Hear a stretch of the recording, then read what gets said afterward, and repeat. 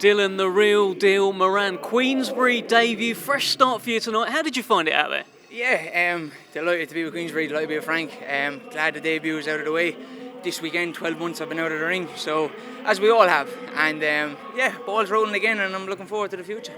Well, that was 6 rounds in the bank, right? MJ Hall, not a lot of people knock him out. He looked like you threw the kitchen sink at the fellow. How did it feel in there? Hey, absolute credit to the guy. He gave me exactly what I needed. These guys are an important part of boxing. You know, like I said, 12 months out of the ring, needed 6 rounds, just get the wheels going again. Felt surprisingly good in there, you know, felt sharp, and it's straight back to the gym. This fight is just part of the camp for a bigger one in February or March. So what do you want to do in February and March? I mean, there's guys in the Queensberry stable, easy fights it would feel to make. Guys like Danny Ball, Echo Esserman, have you got them in your sights at all? Yeah, 100%, without a doubt. And I said that to Frank from day one, and he's given me exactly what I asked. I said I need to get the wheels turning again, as I said, the absent from the sport. And I've got that, so now it's back to the gym. We'll sit and have a talk with Frank, but I'm most certainly up for the big fights, 100%.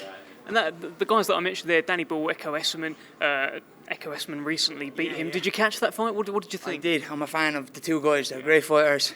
Massive respect to them, and hopefully we can share the ring someday. Who knows? Well, I was hoping you'd say I'll knock him out. Yeah, I'll kind of leave that part of it and do it in the ring. Talk is cheap. Everyone can afford it, you know. Yeah, have a chat with Frank and see what's next. I don't want to get ahead of myself either.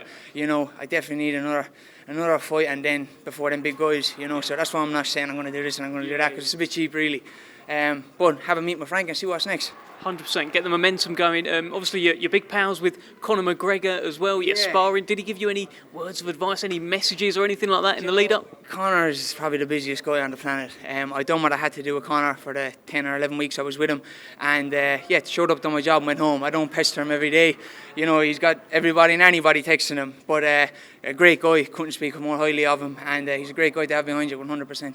How often do you actually spar him? How often does he call you up to camp and you spend time together? No, so my last fight last November in Spain, I got a call the week before that to spar Conor, and I went and I was a sparring partner then for the Dustin fight. So I spent 6 weeks in Portugal with him, and then I flew to Dubai, and I spent 6 weeks there.